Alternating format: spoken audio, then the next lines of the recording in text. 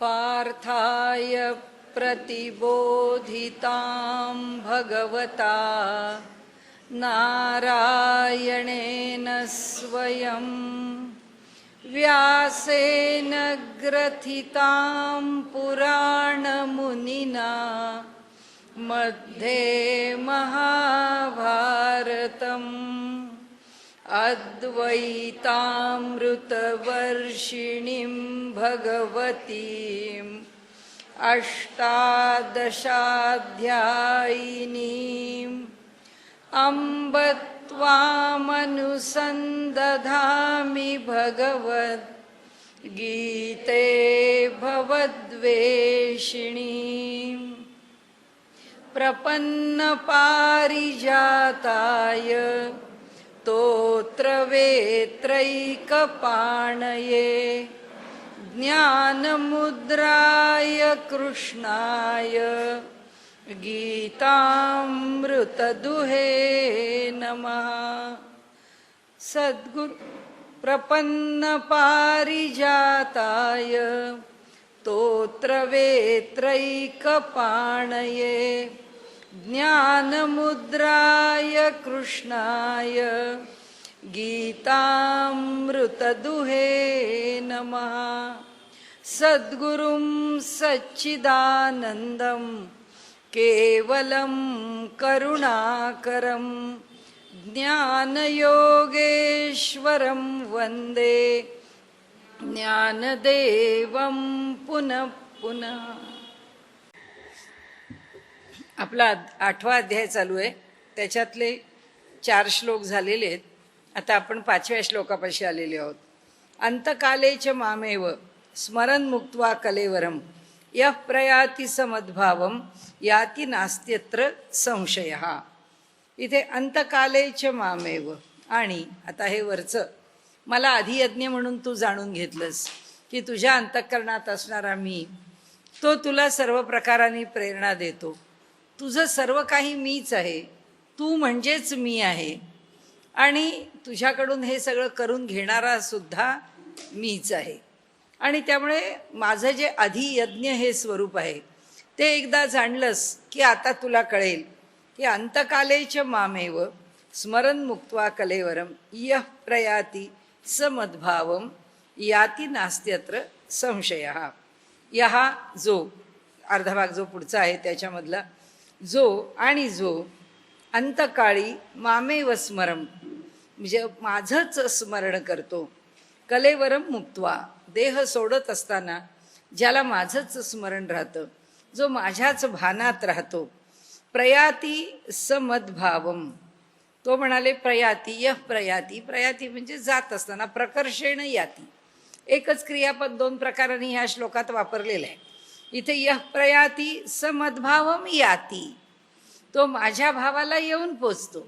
पण कसा? ज्याला आता प्रकर्षांनी निघायचं आहे.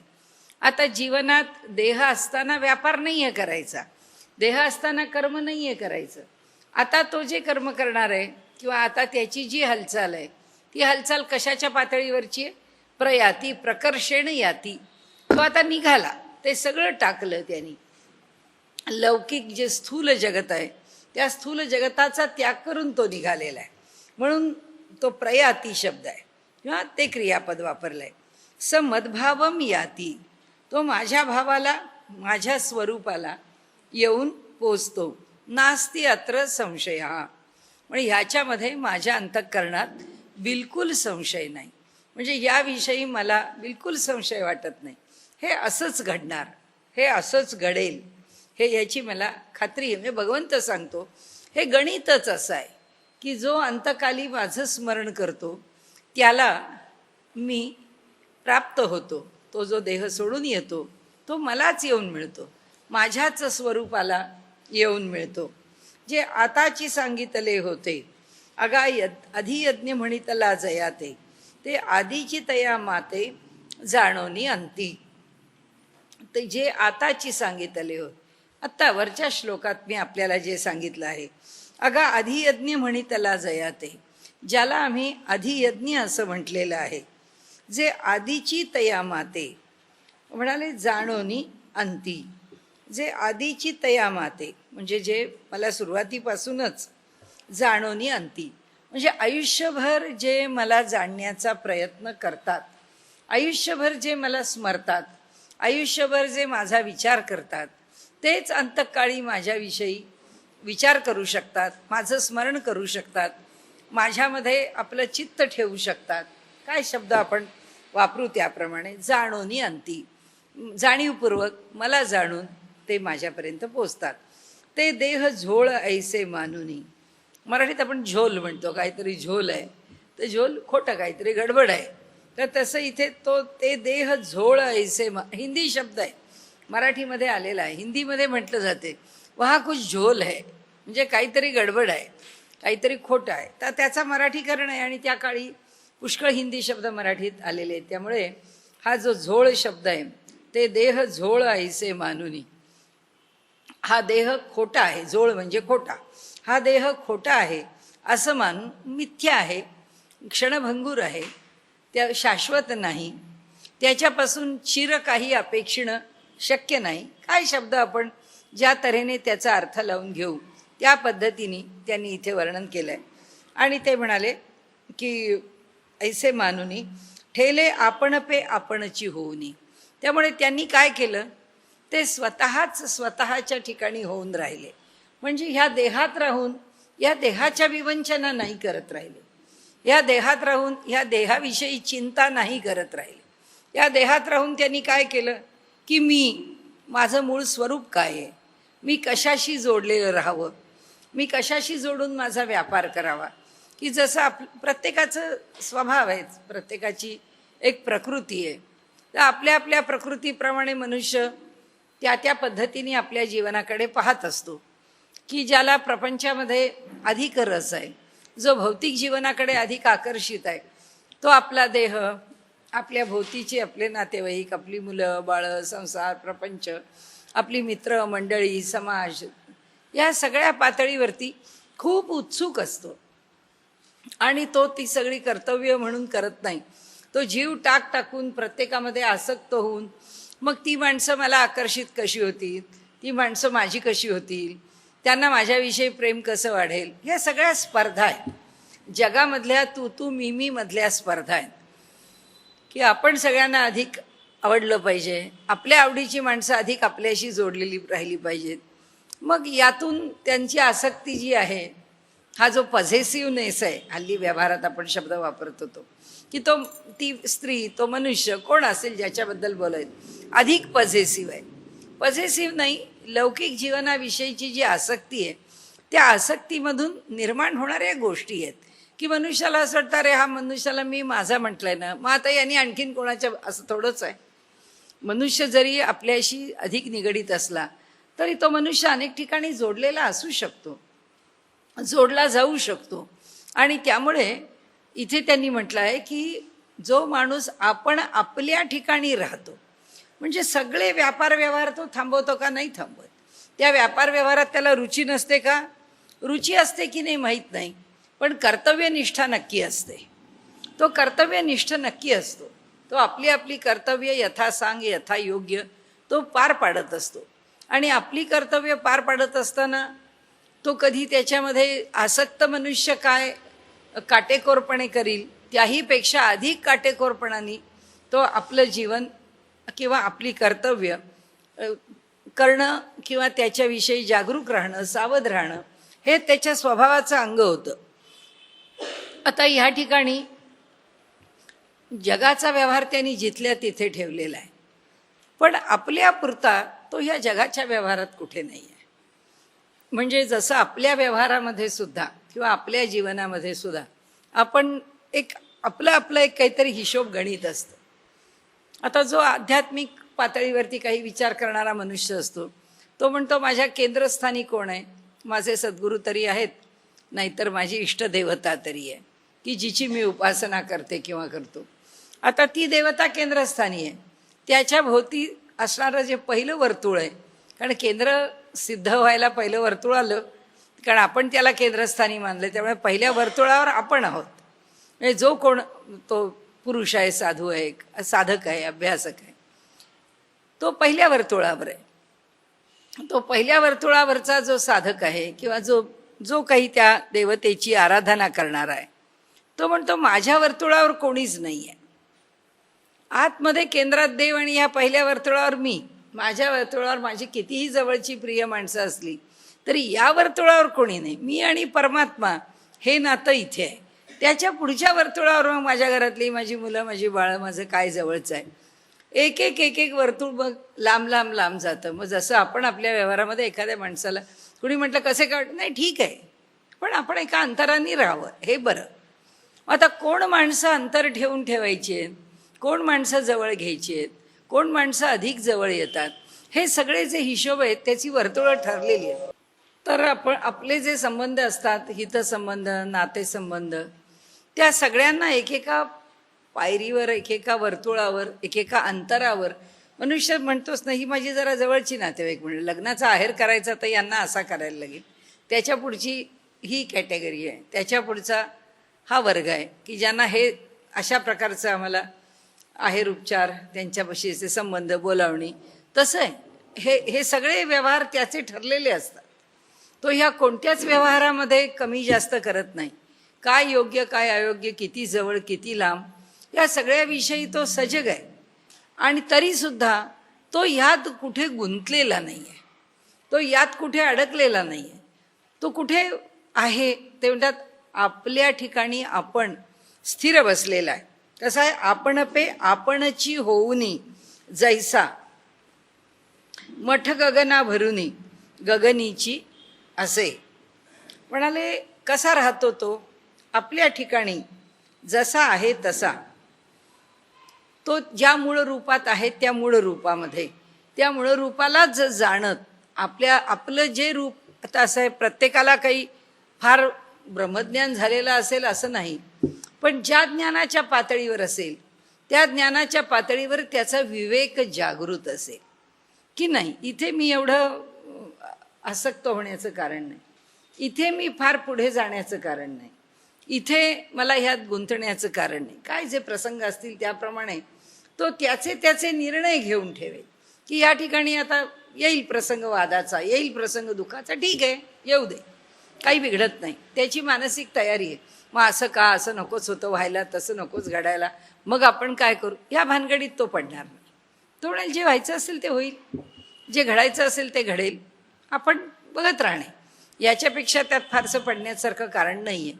म्हणजे हे जे भौतिक जग आहे ते जिथल्या तिथे ठेवून त्याचा सगळा व्यापार व्यवहार योग्य प्रकाराने चालवून तो कुठे असतो, तो फक्त ईश्वराच्या ठिकाणी असतो. तो आणि ईश्वर ह्याचं आता गोंदवलेकर महाराजांच्या सोप्या शब्दात बोलायचं तर त्याचं अनुसंधान सुटलेलं नसतं. त्याचं अनुसंधान सुटत नाही. ईश्वराच्या ठिकाणी असणारं जे अनुसंधान आहे ते अनुसंधान कायम आहे, ते अनुसंधान सुटत नाही.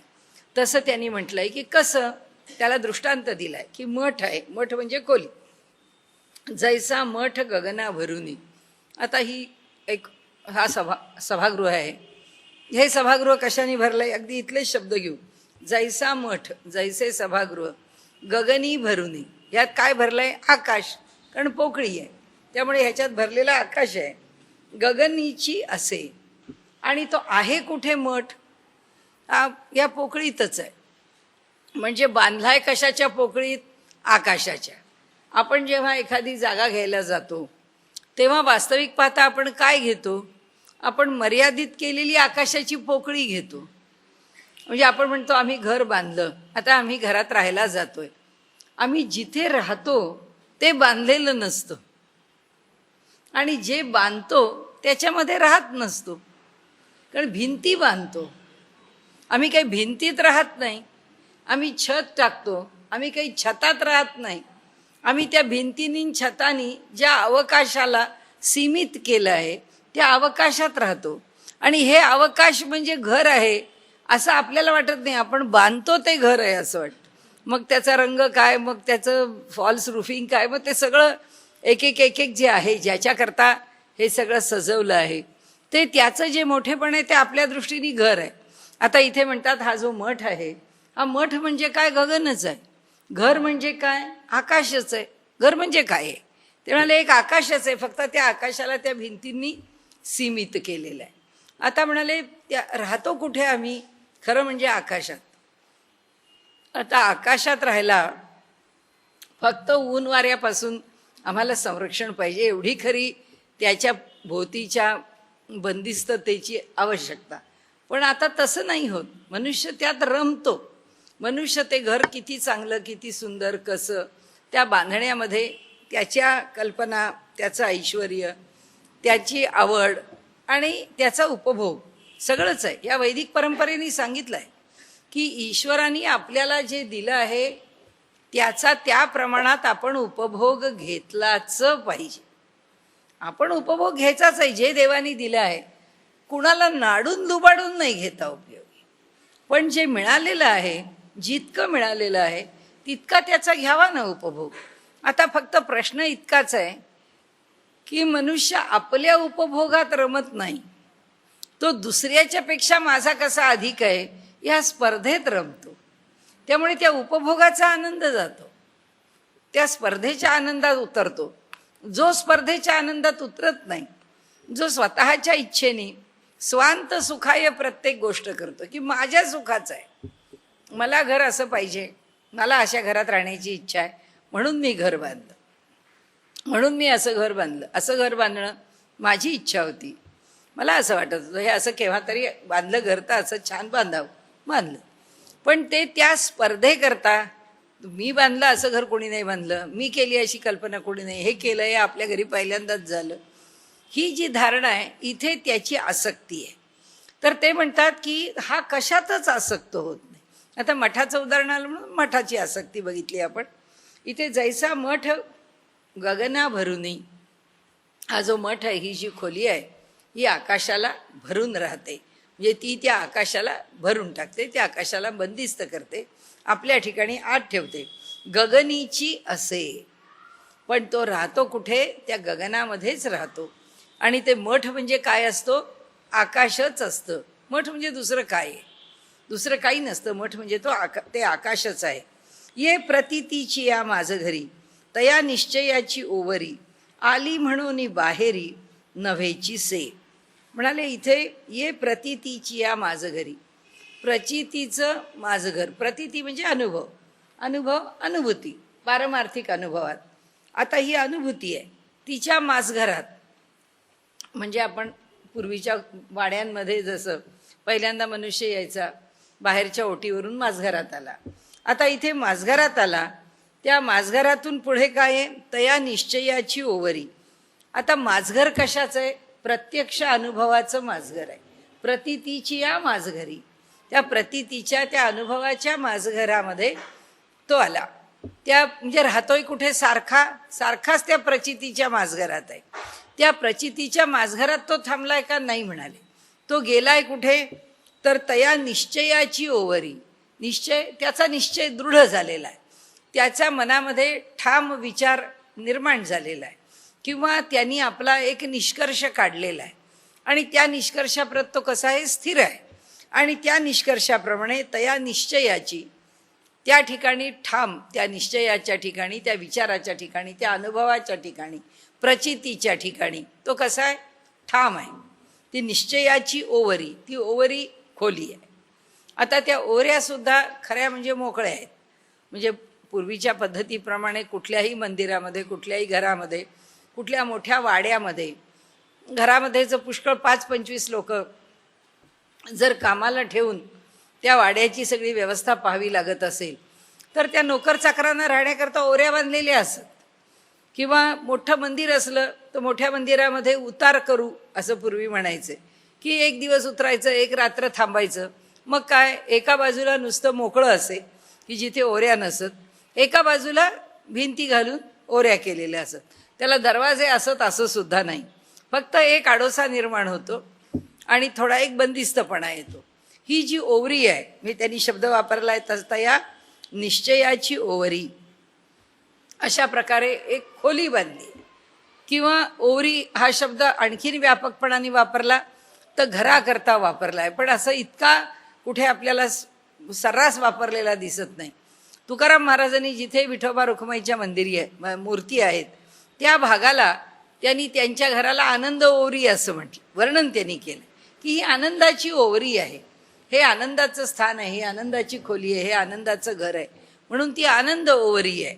आता इथे काय केलंय, तया निश्चयाची ओवरी, या ठिकाणी निश्चयरूपी ओवरी खोली काही बंदिस्त बांधलेली अशी, आणि ओवरी आली म्हणून बाहेरी नव्हेची से. आता त्या निश्चयाच्या ओवरीत हा बसलाय. म्हणजे सुरुवात कुठून झाली आहे की प्रचितीचं माजघर आहे, त्या प्रचितीच्या माजघरातून आता त्यांनी पाऊल एक आत टाकलंय. ते टाकलंय कुठे, त्या ओवरीमध्ये. ती ओवरी कशाची आहे, निश्चयाची. त्या निश्चयाच्या ओवरीत त्यांनी पाऊल टाकलं. नुसतं पाऊल नाही टाकलं, तो तिथे स्थिर झाला त्या ओवरीमध्ये. निश्चय मग आता तो याच ठिकाणी राहणार हे पक्क झालं.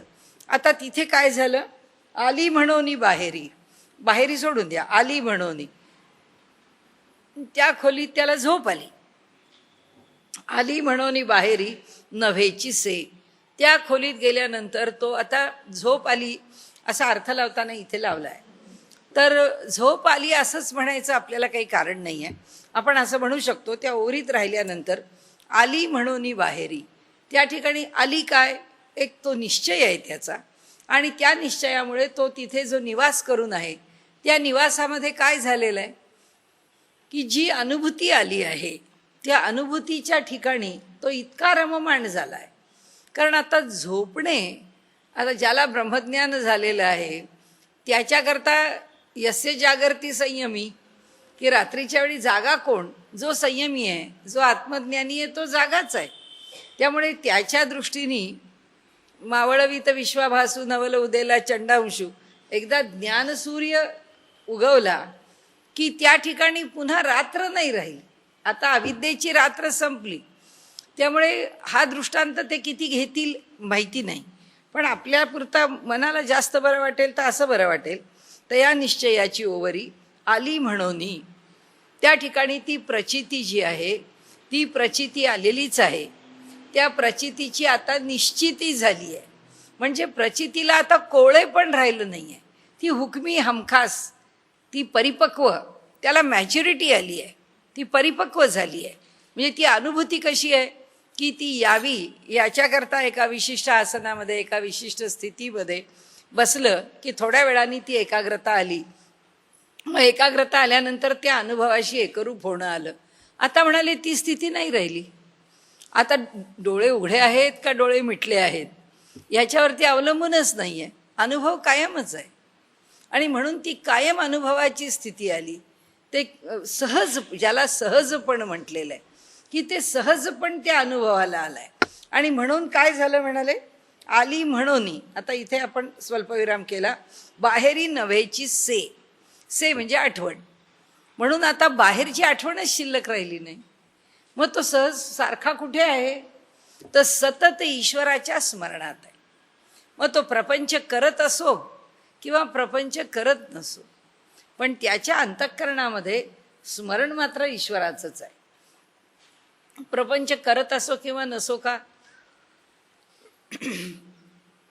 काही प्रपंचाच्या जबाबदाऱ्या त्याला पार पाडायच्या आहेत. त्या जबाबदाऱ्या पार पाडण्याचा वेळ आला की तो प्रपंचात व्यस्त आहे असं आपल्याला वाटतं. हो काही नाही, हो तुकाराम महाराजांच्या मुलांची लग्न कार्य, मुलं बाळं, त्यांचे सगळ्यांच्या व्यवस्था लावून देणं, त्या प्रत्येकांना काही शिकवणं, त्यांच्याबरोबर काही काळ व्यतीत करणं, प्रापंचिक मनुष्य करतो तशीच आपली मुलं बाळं त्यांनी वाढवली. या मुलाबाळांची देखभाल सुद्धा प्रापंचिक माणसासारखीच केली. या मुलाबाळांचे विवाह आदी सोहळे प्रापंचिक माणसासारखेच केले. म्हणजे ही माणसं प्रपंच करतातच. ते म्हणतात आमचा प्रपंच होतो, आम्ही प्रपंच करत नाही. त्यांचा प्रपंच होत असतो, तो चालतो, ईश्वराच्या कृपेने तो घडत असतो. मनुष्य त्याचा प्रपंच त्याच्या त्याच्या हिमतीवर, त्याच्या विचारावर, त्याच्या आवडीवर, त्याच्या नियोजनावर करत असतो. हे त्यात नसतात, ते परमेश्वरावरती सोपवतात. आज काय आवश्यकता आहे, आज काय केलं पाहिजे, त्याच्यातून ते प्रपंचाला जिथे ठेवायचं तिथे ठेवून व्यापार करतात. म्हणून ही जी ओवी आहे ती त्यांनी कशी घेतली, अरे ये प्रतीतीची या माझ घरी. आता काय झालं, हा किंवा हा अनुभव जो आहे तो अनुभव घेणारा किंवा हा साधक किंवा ज्याला अधियज्ञ कळलेला आहे ईश्वरांनी सांगितलेला त्या अधियज्ञाचा ज्याच्या ठिकाणी अनुभव येतो आहे, कारण त्याच्या देहाने अनुभव घेतला पाहिजे ना. अधियज्ञाचा म्हणजे हा देह म्हणजे मी नाही, हा देह म्हणजे परमात्मा आहे, हा देह परमात्मा चालवतो, माझी प्रत्येक कृती त्याच्या अधिष्ठानाने घडते, माझ्या जीवनामध्ये येणारी सुखदुःख ही त्याच्या इच्छेने येतात, माझ्या जीवनातले जे प्रसंग आहेत किंवा ज्या चाकोरीत त्यांनी हे जीवन टाकलं आहे ते त्याच्या आवडीने त्यांनी टाकले. त्यामुळे कोणत्याच बाजूला तक्रारीला जागा नाही आहे. मला दुःख का आलं, तक्रार नाही. मी ह्याच घरात का जन्माला आलो, तक्रार नाहीच आहे काही. नाथ महाराजांच्या घरी रोज पुरणाची पोळी का, तुकारामांच्या घरी रोज फाके का, कोणालाच अडचण नाही आहे. नाथ महाराजांनाही नाही आणि तुकाराम महाराजांना. जे जसं आहे तसं तो ईश्वर आहे. हा अधियज्ञ ज्याचा सुरू नाही झाला, हा अधियज्ञ ज्याचा पक्का झाला, तो पक्का झाल्यामुळे तो कुठे गेला, त्या अधियज्ञाच्या माझघरात गेला.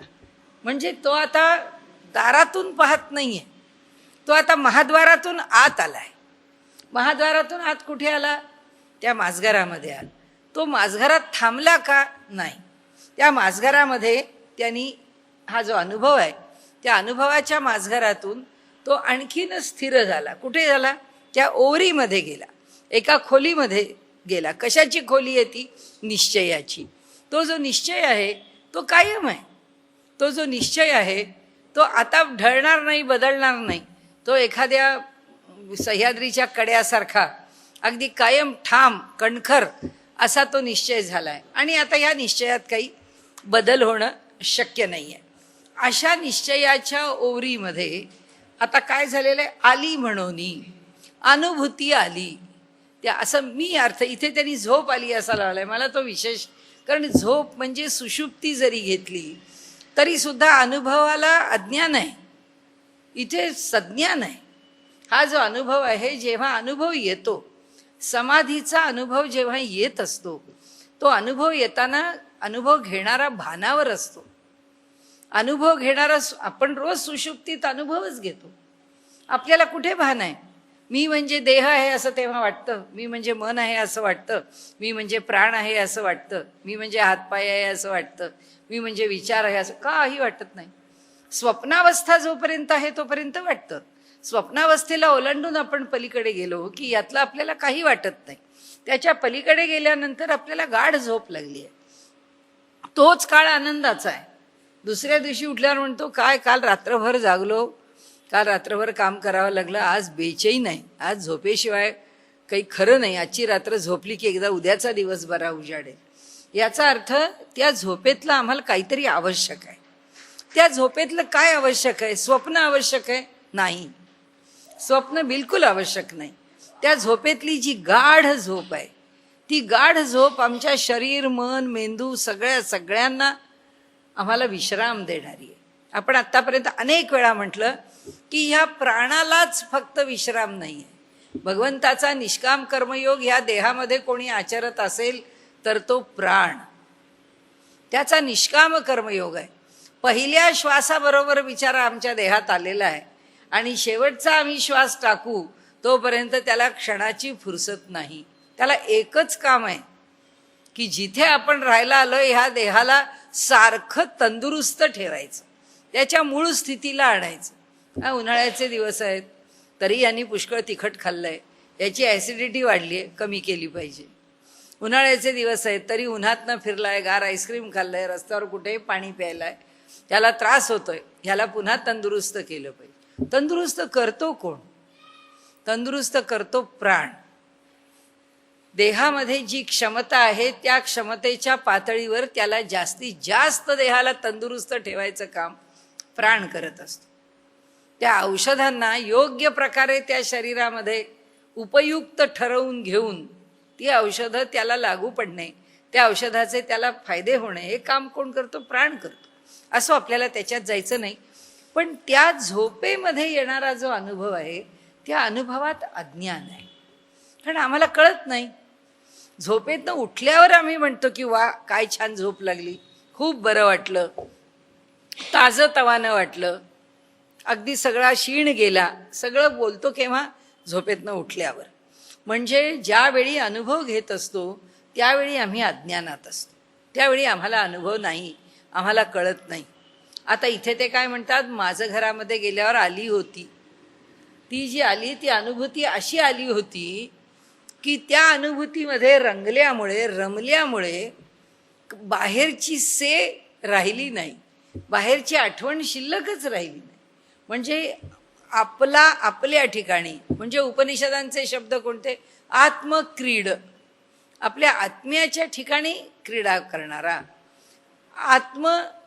ज्याला रम असं म्हणतात, की जो आत्म्यामध्ये रममाण होणारा, रम म्हणजे रमणे, आनंद मिळवणे, ज्यांनी आत्म्यामध्येच आनंद मिळवलेला आहे असा आत्म्यात रममाण होणारा. नंतर दुसरा कसा आहे, आत्मानंद, त्याला आत्म्याच्याच ठिकाणचा आनंद इतका मिळतोय, कारण या सगळ्याचा त्यांनी शेवट घेतलाय. इतका त्याला आनंद होतो किंवा इतका तो सुखी होतो, इतका तो तृप्त होतो, इतका तो शांत होतो की आता त्याच्यातून बाहेर पडावं असं त्याला वाटत नाही. ही जेव्हा त्याची स्थिती आलेली आहे, अशी स्थिती कशाची केव्हा आली आहे, तो घेत असलेल्या अनुभवाची स्थिती आहे. तो घेत असलेला अनुभव कसा आहे, त्याला सतत आहे आणि त्या अनुभवात तो रममाण झाला आहे. पण तो अनुभवाचं स्वरूप झोपेपेक्षा वेगळं कसं आहे, झोपेतनं बाहेर आल्यावर अनुभव येतो आहे आणि समाधीमध्ये अनुभव घेताना अनुभवाची जाणीव आहे. म्हणजे आपण श्रीखंड खातो आहोत तर श्रीखंड खाण्याची जाणीव श्रीखंड खातानाच आहे. श्रीखंड खाऊन झाल्यानंतर तासांनी आपण म्हणतो हां ते खाल्लं ते श्रीखंड होतं वाटतं, मग दुसरं समोरच्या अगदीच ट्यूबलाईट आहे, अरे काय खाल्लं मग तुला काय कळलं. म्हणजे खातानाच त्याची जाणीव आहे, घेतानाच अनुभव घेतानाच त्याची जाणीव आहे. लक्ष नाही जेवणाकडे, माहिती नाही वस्तू काय, जेवताना जेवण झालं, खाताना खाऊन झालं. आपण एखाद्या वेगळ्या ठिकाणी जातो, त्यांच्या घरचा काहीतरी पदार्थ खातो, आपण तो काय कोणाला माहिती, काहीतरी खाल्लं खरं. पुन्हा तो केव्हा भेटला की तो म्हणतो अरे आमच्याकडचा हे फार प्रसिद्ध पदार्थ आहे, आम्ही त्याला अगदी डेलिकसी समजतो आणि कुणी येणार असेल तर आवर्जून आमच्याकडे केला जातो, म्हणजे जातोच. आपण म्हणतो आम्हाला काहीच कळलं नाही, आम्ही आपलं तुम्ही वाढलं म्हणून खाल्लं. मग तेव्हा ज्ञान नाही, आणि जेव्हा ज्ञान झालं त्यावेळी अनुभवापासून ज्ञान लांब आहे. जेव्हा ज्ञान आणि अनुभव यांच्यामध्ये अंतर आहे तेव्हा ते कशामुळे, अविद्येमुळे, ते अज्ञानामुळे आहे, ते मायेमुळे आहे. आता त्यातलं काही राहिलं नाही. त्यामुळे आता ज्ञान कसं झालं, अगदी प्रत्यक्ष. म्हणून त्याला शब्द काय आहे, अपरोक्ष. परोक्ष म्हणजे आडपडद्यानी, परोक्ष म्हणजे आम्हाला न कळत शब्दाच्या माध्यमातून. आता आपण जे बोलतोय ना, आता हे ज्ञान कसं आहे, शब्दाच्या माध्यमातून आहे. काय कळतंय प्रवचन करायला, काही कळत नाही. हे पुस्तक वाचलं, ते पुस्तक वाचलं, त्यात काय म्हटलं, ह्यात काय म्हटलं, तो आपला बोलत राहतो. कोणी विचारला हो खरंच सांगा हो हे कसं असतं, तो म्हणतो मला तरी कुठे माहिती हो, मी आपली 4 पुस्तकं वाचली म्हणून तुम्हाला सांगतोय. म्हणजे हे जे ज्ञान आहे हे परोक्ष आहे, हे दुसऱ्यांच्याकडून घेतलेलं आहे, हे दुसऱ्यांमुळे समजलेलं ज्ञान आहे. पण म्हणाले आता जे समाधीमध्ये मिळणारं, प्रत्यक्ष अनुभवामध्ये मिळणारं जे ज्ञान आहे ते कसं आहे, ते अप्रत्यक्ष ज्ञान नाही आहे, ते अगदी थेट. आपल्याकडे मराठी आणि संस्कृतमध्ये हे शब्द बरोबर उलटे वापरले जातात. म्हणजे माझ्या अपरोक्ष बोलू नको असं आपण म्हणतो, म्हणजे माझ्या माघारी बोलू नकोस, काय बोलायचं ते माझ्या समोर बोल. आणि संस्कृतमध्ये अपरोक्ष म्हणजे प्रत्यक्ष समोर. आता हे परोक्ष ज्ञान राहिलं नाही.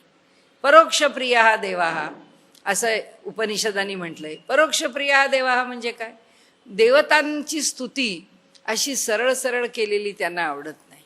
देवा तू किती सुंदर आहेस, देवा तू किती चांगला आहेस, देवा तू किती सामर्थ्य संपन्न आहेस, असं नाही आवडत. देवाला असं आवडतं की सबंध पृथ्वीचा कागद केला, सगळ्या समुद्राची शाई केली, आणि मग तुझे महिमा लिहायला लागलो तरी सुद्धा तुझा महिमा अपूर्ण राहिला. देव म्हणतो काय स्तुती केली. मग देव त्याला प्रसन्न होतो. म्हणजे देवाला तू चांगला आहेस असं प्रत्यक्ष म्हटल्यात मजा नाही आहे. देवाला अवंगुठणाने, त्याच्यावरती पडदा घालून, ध्वन्यार्थाने त्याची स्तुती केली तर त्याला आवडते. त्याला आपल्याकडे म्हटलंय परोक्ष संस्कृतात, आणि जे थेट आहे त्याला म्हटलंय अपरोक्ष. त्यामुळे ह्याला अनुभव कोणता आला, याला अनुभव आला अपरोक्ष. आता त्या अनुभवाशी तो थेट भिडला. आता त्या अनुभवामध्ये जाऊन तो बसला. त्या अनुभव आणि तो वेगळा राहिले नाही. तो ज्याचा अनुभव आला आणि ज्यात जाऊन तो बसला ते परमेश्वराचं स्थान आहे.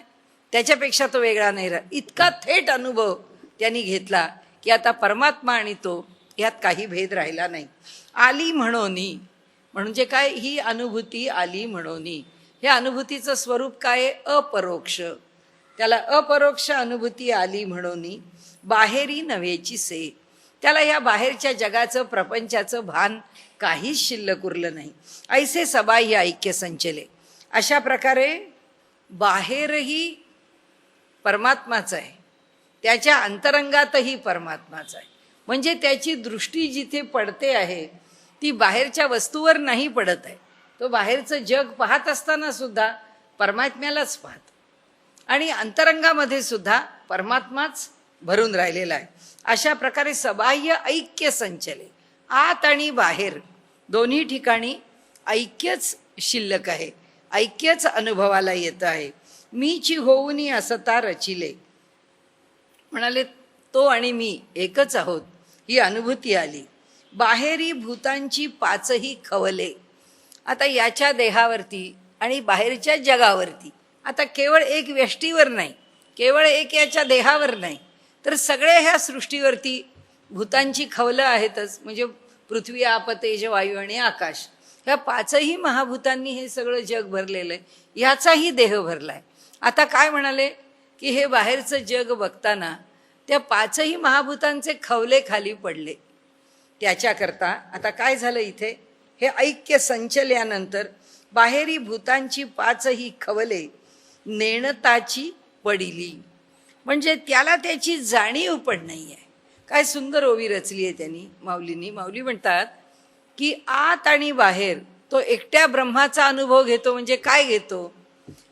त्याला त्याच्याही देहातली पाच महाभूतं कधी निघून गेली, म्हणजे तो ह्याच्या पलीकडे कधी गेला, देहभावाच्या पलीकडे, नश्वराच्या पलीकडे, ह्या पंचमहाभूतांच्या पलीकडे, चैतन्याच्या प्रांतात, कोणताही शब्द वापरा, तो कधी गेला त्याला देहाच्या पातळीवर कळलं नाही. आता तो वावरतोय ना रोज. तो काय असा सारखाच त्या निश्चयाच्या ओवरीमध्ये तो जो राहिलेला आहे, याचा अर्थ कोणत्या तरी खोलीत पकडून तो पांघरून घेऊन बसलेला नाही आहे. तो फक्त ह्या निश्चयाच्या ओवरीत गेलाय. म्हणजे ह्या जगात वावरताना हे दोन अनुभव घेऊन बसलेला आहे. एक अनुभव कसा आहे? अनुभवाचा अनुभव म्हणजे प्रत्यक्ष प्रचिती, जी आज वक्ता एखादा बडबड करतो आमच्यासारखा, तसं नाही. तो जो अनुभव सांगतो आहे तो अनुभव त्यांनी अनुभवला आहे हे. आणि आता त्या अनुभवाची पुढची पायरी गाठली आहे. ती पायरी कशी गाठली आहे? निश्चित आहे. अनुभव निश्चयाने येतो आहे. आणि त्या अनुभवाशी बसल्यानंतर अंतःकरणाची निश्चिती म्हणजे विकल्परहित झालाय. त्याला नाही विकल्प आता कशाचा. आत्ता अनुभवाची स्थिती असली आणि नसली तरी सुद्धा आत्ता अनुभवाच्या स्थितीत नाही म्हणजे सुटलं का माझं? नाही. त्याला माहिती आहे ईश्वर आहे, तो ज्या स्थितीत मला ठेवणार असेल. शेवटी काय आहे? सगळे अनुभव आहेत. अभावाचा पण अनुभव आहे आणि भावाचा पण अनुभव आहे. एका स्थितीत भगवंत अभावातून तुला काय अनुभव येतो दाखवेल. हे आपल्याला बोलण्याचे शब्द आहेत, पण त्यांना माहिती आहे की कुठल्याही स्थितीमध्ये तो ईश्वराचाच अनुभव आहे. ही अवस्था त्याची प्राप्त झाली. ही अवस्था प्राप्त झाल्यानंतर आता असं आहे की आता त्याच्या अंतरंगात असो, म्हणजे त्याच्या विचारात असो, त्याच्या बुद्धीत असो, त्याच्या मनात असो, त्याच्या अहंकारात असो, स्मरणात असो, कुठेही या पंचमहाभूतांच्या साह्याने निर्माण झालेल्या पंचमहाभूत हे प्रतिकरूप. याचे खवले म्हणजे कुणाचे खवले? त्रिगुणांचे खवले. या त्रिगुणांचे खवले गळून पडलेत. हे गळून पडले म्हणजे काय झालं? हे बाहेरचं जग त्याला त्रिगुणात्मक दिसत नाही. भगवंत म्हणतात आपल्यासारख्या लोकांना हे सगळं समजायला हे खरंच काय होत असेल हो, भगवंत म्हणतात तुम्हाला दाखवतो मी, तुम्हाला तुमच्याच पातळीवर दाखवतो. आम्ही आमच्या जगामध्ये रमलेले आहोत. त्यांनी नामदेव महाराज दाखवले. नामदेव महाराजांना जेव्हा घरामध्ये कुत्रा आला, त्याला भूक लागलेली, तो भुंकायला लागला, त्याला भाकरी घातली. त्यांनी पाहिलं आपल्या घरातल्या वाळक्या. आता पंढरपूर गाव आहे, आधीच वातावरण अगदी हवामान अगदी कोरडं, त्या भाकरी करून ठेवल्या की नुसत्या शुष्क कोरड्या व्हायच्या.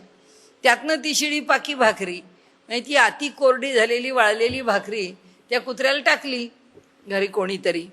नामदेव महाराज म्हणाले की अरे अरे, ही अशी वाळकी भाकरी जर मी खाल्ली तर माझं पोट दुखेल, हा कुत्रा कसा खाईल ही भाकरी. नामदेव महाराज तुपाची वाटी घेऊन त्याच्या मागे धावायला लागले की अरे कुत्रे, ही जरा तूप लाव आणि मग भाकरी खा, म्हणजे तुझ्या पोटाला सोसेल. इथे काय आहे, पंचमहाभूतांचे खवले गळून पडले. तो कुत्रा कुत्रा दिसत नाही, नामदेव नामदेव राहत नाहीत. नामदेव पण ब्रह्माच्याच पायरीवर आहे आणि तो कुत्रा पण त्या अंतरात्म्याच्या, अधिक चांगला शब्द, अंतरात्म्याच्याच पायरीवर आहे. आता कोणत्या पायरीवर अनुभव आहे? अनुभव परब्रह्माच्या पायरीवर तो प्रत्यक्ष अनुभव आत घेत असेल. पण जीवनामध्ये घडताना घटना कोणत्या पायरीवर घडतात? अंतरात्म्याच्या. अंतरात्मा म्हणजे कोण? ईश्वर. ईश्वर म्हणजे कोण? सर्वा घटी जो भरून राहिला आहे तो. आणि म्हणून त्रिगुणात्मक अनुभव संतांचे जे आम्ही अनुभवतो, पाहतो, ऐकतो, स्मरतो, ते कोणत्या पातळीवर आहेत? अंतरात्म्याच्या.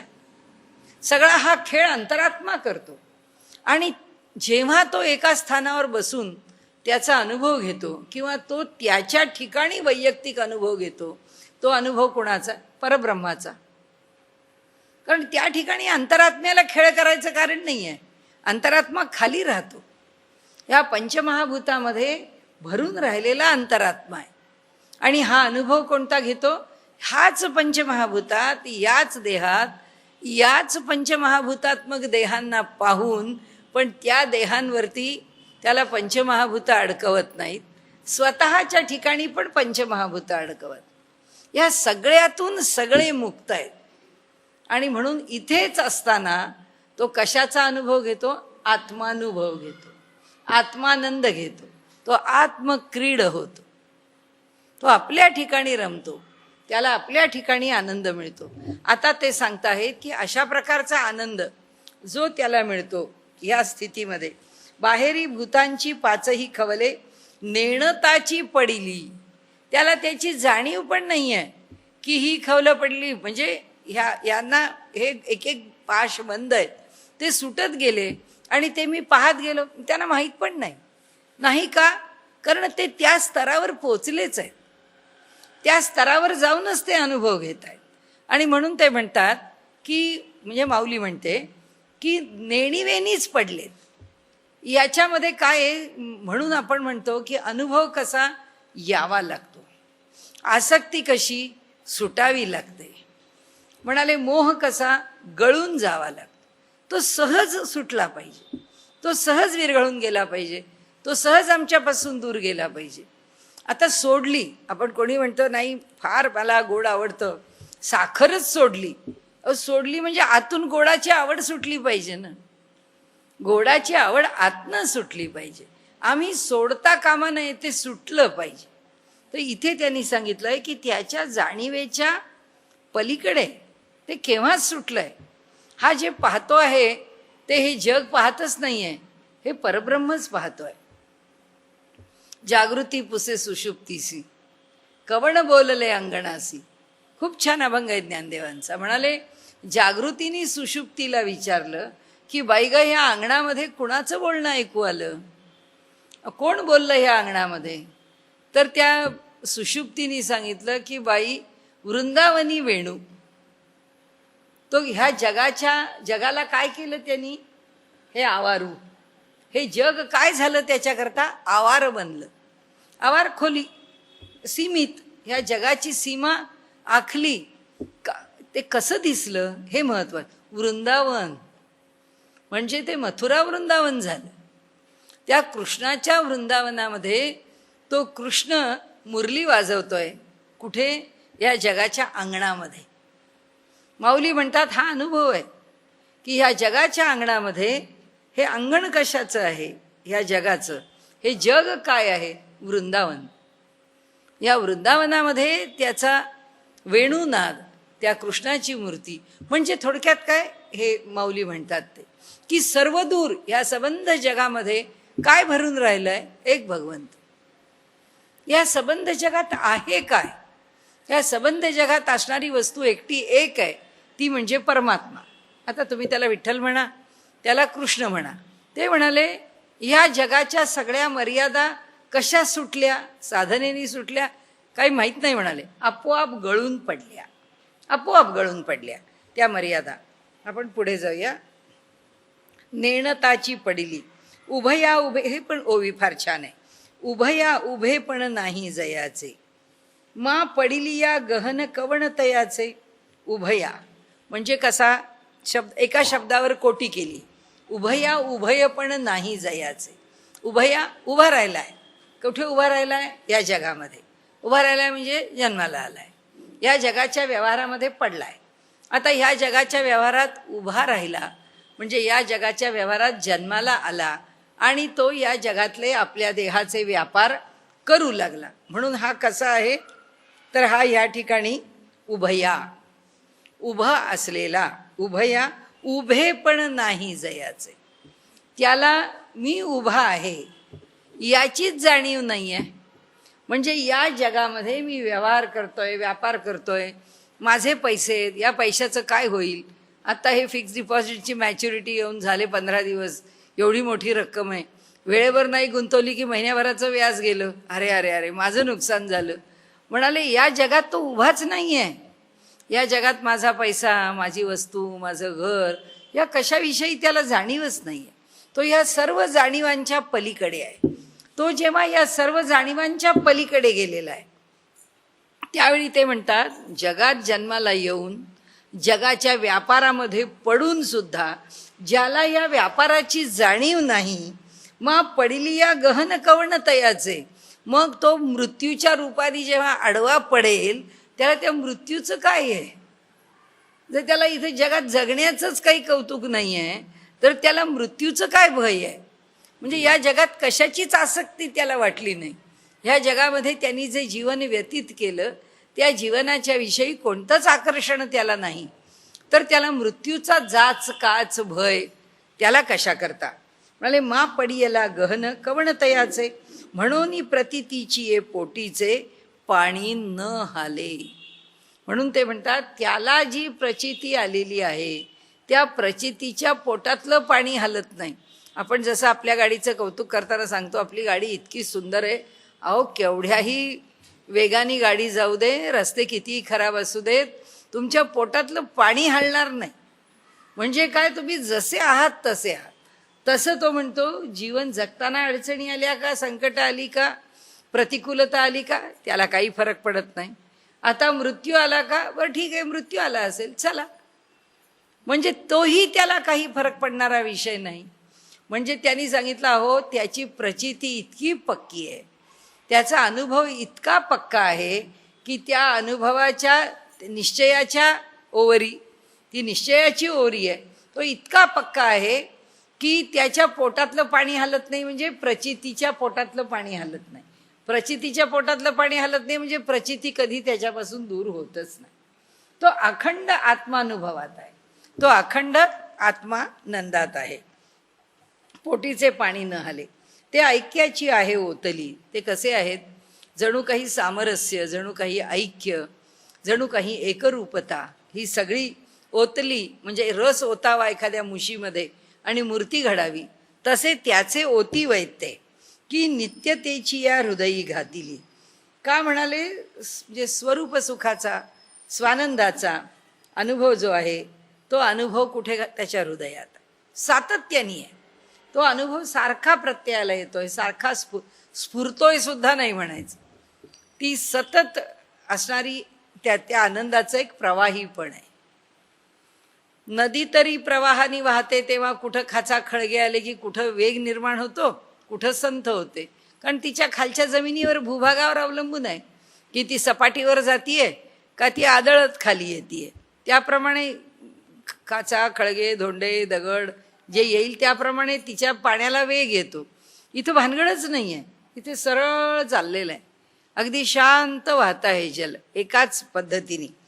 म्हणाले ह्या ठिकाणी नित्यतेची या हृदयी घातली, जैसी समरस समुद्री धुतली.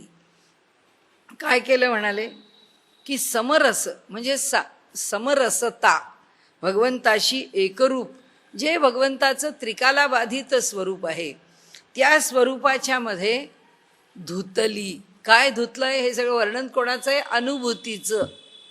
ते म्हणतात ज्याची अनुभूती इतक्या श्रेष्ठ दर्जाची आहे, त्या अनुभूतीची 3 वैशिष्ट्ये सांगितली की जिथे ऐक्याची जणू काही ती अनुभूती म्हणजे मूस आहे, ऐक्याचा रस केला आहे आणि तो मुशीत ओतला आहे. ते ऐक्य कुणाचं? जीवभाव शिवाचं. ऐक्याला इतकी ती अनुभूती पक्की आहे.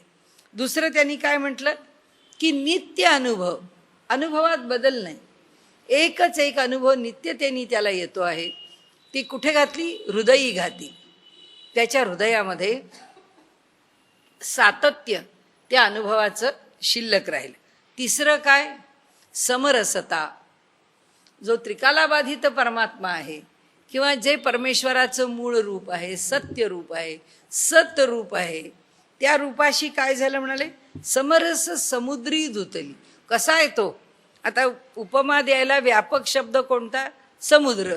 कारण आमच्या इथे व्यापकता समुद्राची. मग त्या समुद्रामध्ये, अशा त्या व्यापक समुद्रामध्ये काय केलं तर ती अनुभूती धुतली. ती अनुभूती धुतल्यामुळे काय झाली? सातत्याने समरसता कधी सुटलीच नाही. म्हणजे ह्या दृष्टांतांनी काय सांगितलं? समरसता सुटत नाही. त्या हृदयाच्या मध्ये ठेवलं. ह्या दृष्टांतांनी काय सांगितलं की या दृष्टांतांनी त्याच्या अनुभूतीमध्ये कधी फरक पडतच नाही. तिचं जे सातत्य आहे ते सुटत नाही. आणि पहिल्या त्या ऐक्यरसाची त्या ऐक्यरसाच्या ओतिवामध्ये सांगितलं की ऐक्याचा रस जो आहे तो ज्या मुशीत घातला आहे त्या मुशीतून ती ओतीव मूर्तीच तयार झाली आहे. ती फक्त मूर्ती तयार झाली असं म्हणत नाहीत. ते म्हणत का नाहीत? कारण हा सततचा अनुभव आहे, हे सततचं प्रवाहीपण आहे. म्हणून एका मुशीत घातलं आणि मुशीत घालून त्याला आकार दिला म्हणजे संपलं. म्हणजे एकदा अनुभव आला आणि संपला असं आहे का? नाही, तो सततचा अनुभव आहे. म्हणून फक्त ओतीव एवढंच शब्द वापरला. ओतीव मूर्ती नाही, ओतीव मूस नाही, काही शब्द वापरला. ओतीव एवढ्या अर्ध्यावरती तो दृष्टांत ठेव. प्रत्येक दृष्टांत की भाषेची एक गंमत असते. कुठे कुठे कुठे कुठे त्याचा आनंद आपल्याला बघायला मिळतो. या प्रत्येक दृष्टांताला अशा ठिकाणी सोडलंय की ती त्याची जी अनुभूती आहे ती आपल्याला कळली पाहिजे. ते ऐक्याची आहे ओतली, ऐक्याचा ओतीव, बस एवढंच.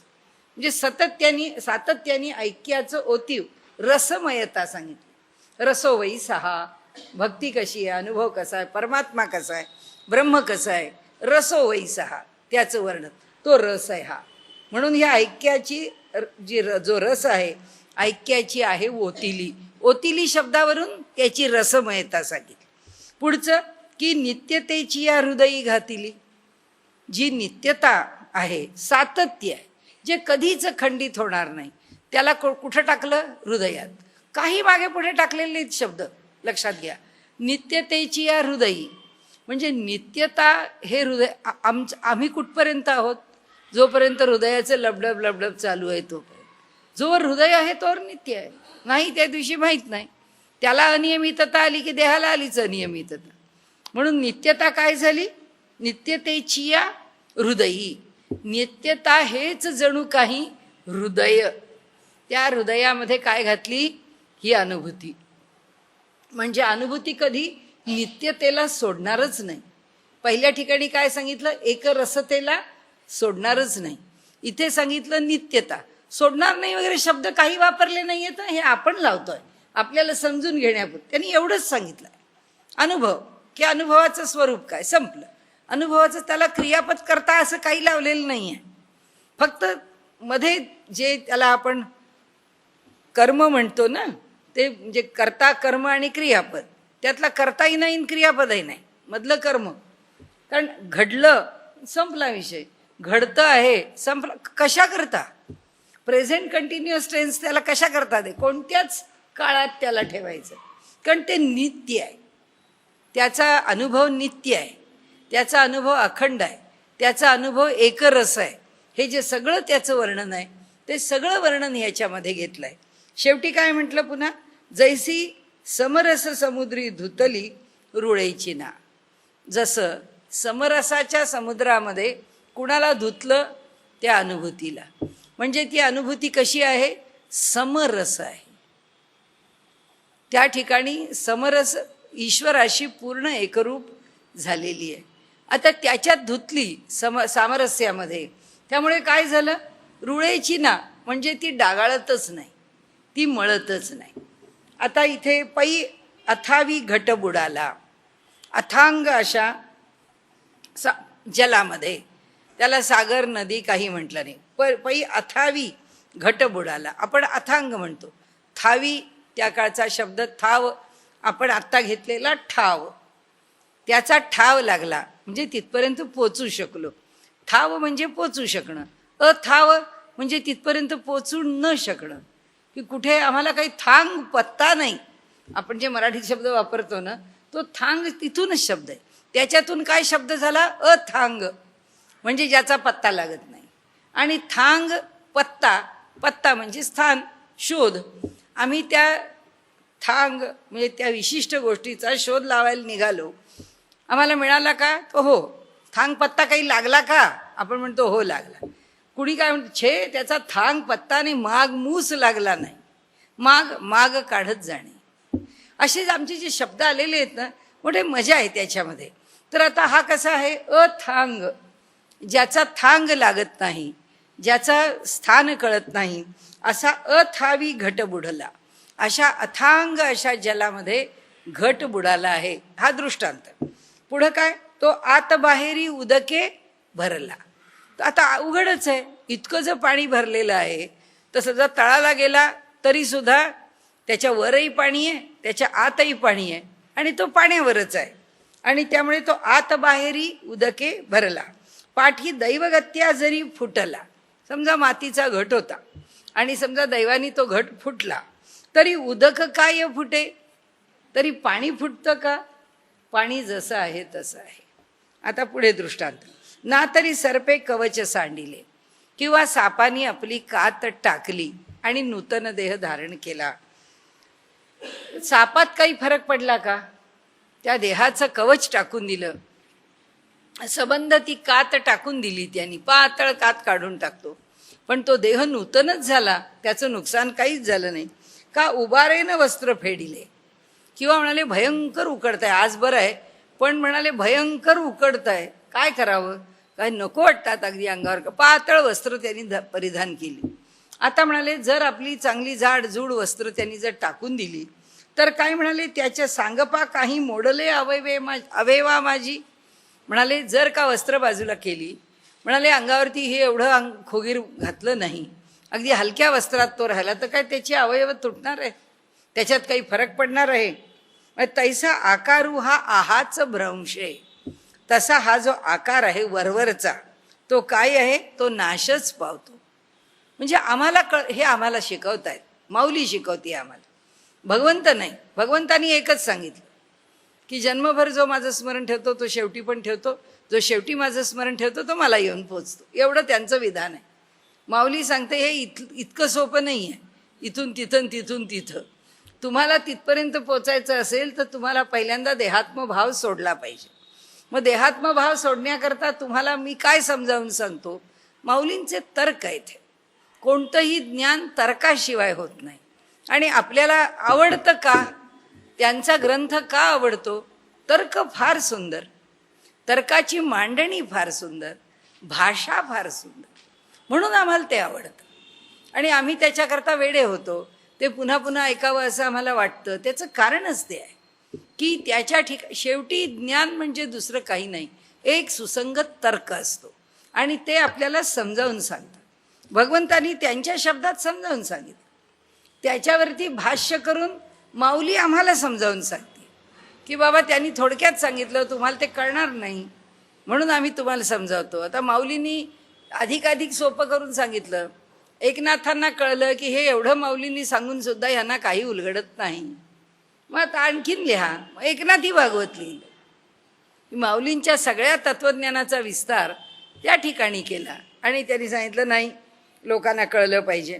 ना तरी सर्पे कवच सांडिले, का उभारेनं वस्त्र फेडिले, तरी सांगपा काही मोडिले अवेवा माझी. काही जात नाही म्हणाले.